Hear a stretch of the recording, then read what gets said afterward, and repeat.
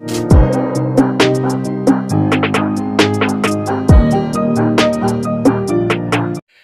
नमस्कार, मैं अतुल ठाकुर आप सभी का एक बार फिर से अपने चैनल में हार्दिक स्वागत करता हूं।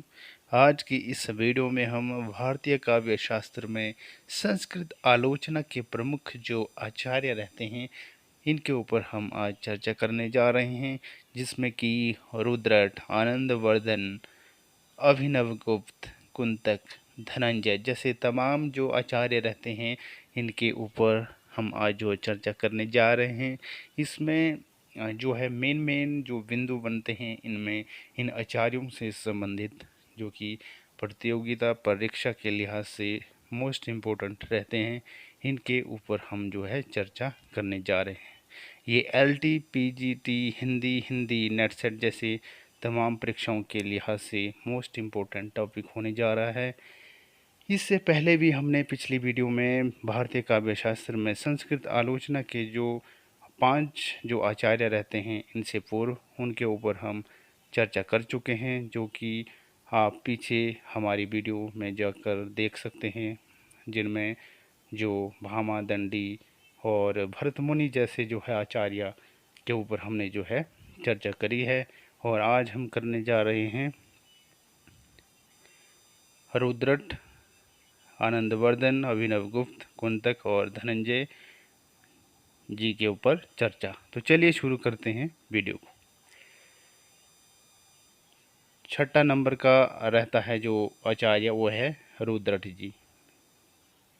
इससे पहले हमने 5 आचार्यों के ऊपर चर्चा कर चुके हैं और अब रहते हैं छठे जो आचार्य हैं रुद्रट। रुद्रट कश्मीर के निवासी थे तथा इनका समय 9वीं शती यानी शताब्दी का पूर्वार्ध स्वीकार किया गया है। यहाँ पे वेरी इंपॉर्टेंट लाइन बनती है कि जो रुद्रट जी का समय है कितनी शताब्दी का है, तो 9वीं शताब्दी यानी शती का पूर्वार्ध जो इनका समय है स्वीकार किया गया है।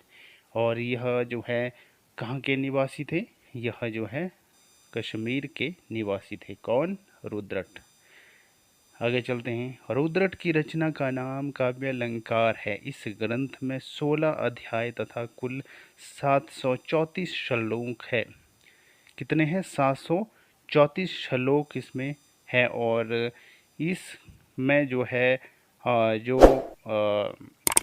प्रश्न इस तरह से भी बन सकता है कि रुद्रट की रचना का क्या नाम है, कौन सी रचना रची थी उन्होंने, तो उन्होंने रची थी काव्य अलंकार नामक जो है रचना। और इसमें कितने अध्याय थे? 16 अध्याय थे इसमें। और कुल श्लोक कितने बताए? 734 श्लोक इसमें है। आगे चलते हैं। संभवतः रुद्रट ने ही सर्वप्रथम वैज्ञानिक ढंग से अलंकारों को 4 वर्गों में बांटा। कौन कौन से हैं? वास्तव, उपमेय, अतिशय और चौथा है श्लेष। तो यहाँ से भी पॉइंट बन सकता है कि सर्वप्रथम वैज्ञानिक ढंग से अलंकारों को बांटा। किसने बांटा? यह बांटा रुद्रट जी ने। और कितने भागों में बांटा? 4 वर्गों में बांटा। कौन कौन से रहते हैं वह 4 वर्ग? वास्तव, उपमेय, अतिशय और श्लेष। ये जो है 4 वर्ग रहते हैं इनके, रुद्रट जी के। चलिए, ये तो हमारा रुद्रट जी से संबंधित जो है मेन पॉइंट जो है कवर हो चुके हैं। अब चलते हैं हम आगे। जो 7वें आचार्य रहते हैं आनंदवर्धन जी। आनंदवर्धन जी कश्मीर के राजा अवंती वर्मा के सभा पंडित थे तथा इनका 9वीं शती का उत्तरार्ध माना जाता है। कौन क्या माना जाता है? समय। तो वेरी इंपॉर्टेंट पॉइंट रहता है कि आनंदवर्धन जी कहाँ के जो है जो किसके सभा पंडित थे? तो अवंती वर्मा के सभा पंडित थे। और अवंती वर्मा कहाँ के राजा थे? कश्मीर के राजा थे। तथा इनका समय कितनी शताब्दी का उत्तरार्ध माना जाता है? 9वीं शती का उत्तरार्ध इनका समय माना जाता है। आगे चलते हैं। आनंदवर्धन ने काव्यशास्त्र में ध्वनि संप्रदाय का प्रवर्तन किया। वेरी इंपॉर्टेंट लाइन रहती है कि आनंदवर्धनाचार्य ये जो हैं, इन्होंने कौन से इन्होंने यानी कि किसकी रचना की? तो उन्होंने ध्वनि संप्रदाय की रचना की और ध्वनि संप्रदाय का प्रवर्तक इन्हें माना जाता है। आगे चलते हैं। आनंदवर्धन ने ध्वन्यालोक ग्रंथ की रचना की। इसमें 4 उद्योग यानी कि अध्याय है, जो मूलतः कारिकाए सूत्र की व्याख्या है। तो यहाँ से भी इम्पोर्टेंट पॉइंट बनता है कि आनंदवर्धन आचार्य जी ने कौन सी ग्रंथ की रचना की? तो इन्होंने की थी ध्वन्यालोक ग्रंथ की रचना। और प्रवर्तन किसका किया था?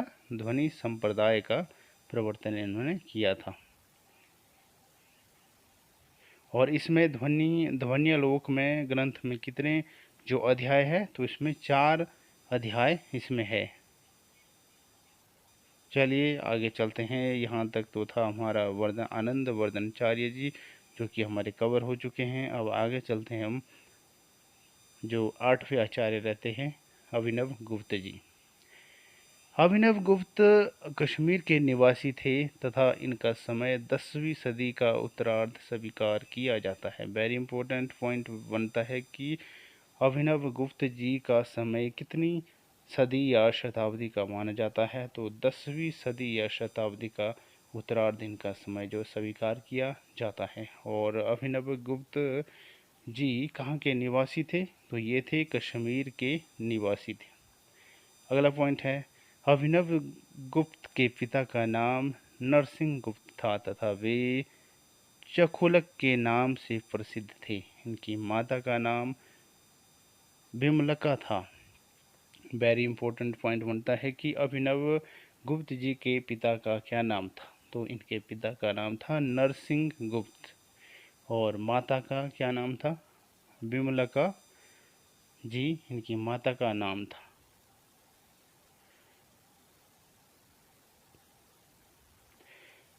आगे चलते हैं। अभिनव गुप्त ने व्याकरण शास्त्र, ध्वनि शास्त्र और नाट्य शास्त्र का अध्ययन क्रमश नरसिंह गुप्त, भट्ट इंदुराज और भट्टतोत को गुरु मानकर किया था। अभिनव गुप्त जी ने किसको गुरु माना था?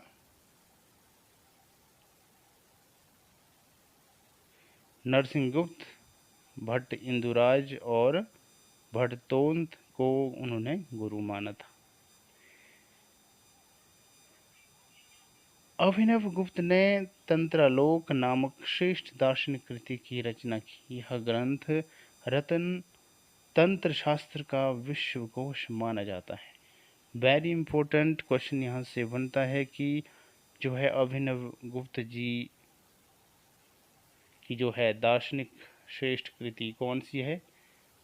तंत्रालोक इनकी जो है कृति रहती है। और किस जो है तंत्र शास्त्र का विश्वकोश कहा जाता है? तंत्रालोक को कहा जाता है। तो ये हमारे जो है अभिनव गुप्त जी भी कवर हो चुके हैं। अब हम चलते हैं आगे कुंतक जी के ऊपर।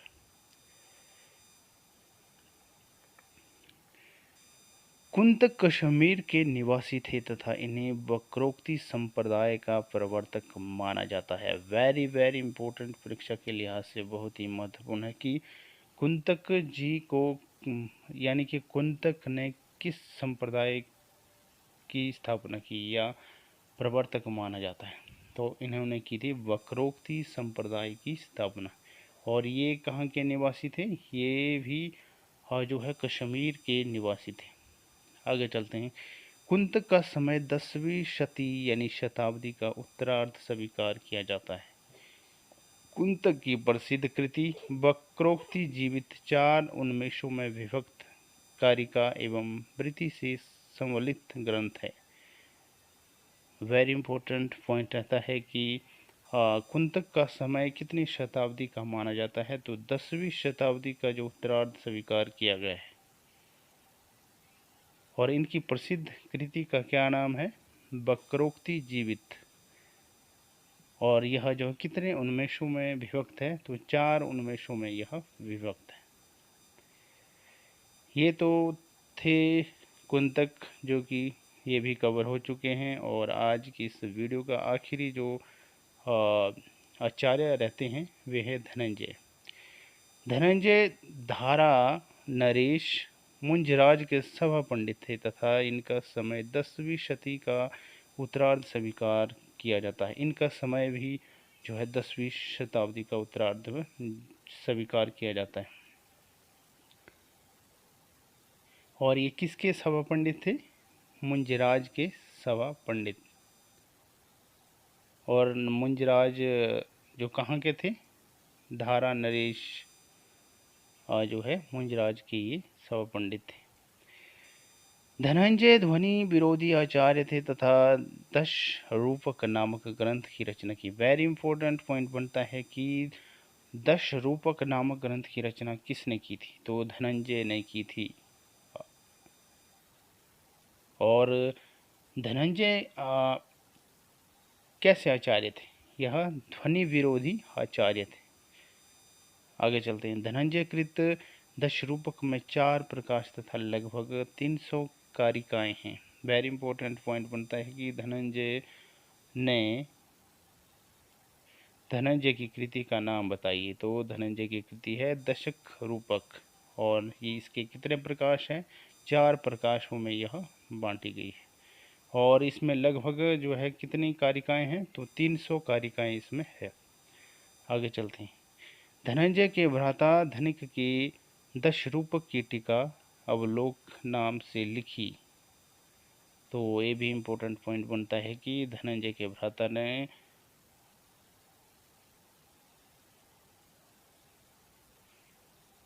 किस नाम से 10 रूपक की टीका लिखी? अवलोक नाम से इन्होंने लिखी। तो आज की यह वीडियो यहीं पे समाप्त होती हुई, जिसमें कि हमने आज जो है 6 से लेकर 10 तक जो जो भी आचार्य थे संस्कृत के, उनको हमने जो है कवर किया। जिसमें कि हमने धनंजय, कुंतक, अभिनवगुप्त, आनंदवर्धन और रुद्रट, इन तमाम आचार्यों के ऊपर हमने जो है चर्चा की। और ये हमारे जो आज का टॉपिक जो है यहीं पे कवर होता हुआ। और अब मिलेंगे हम नेक्स्ट वीडियो में। तब तक के लिए धन्यवाद।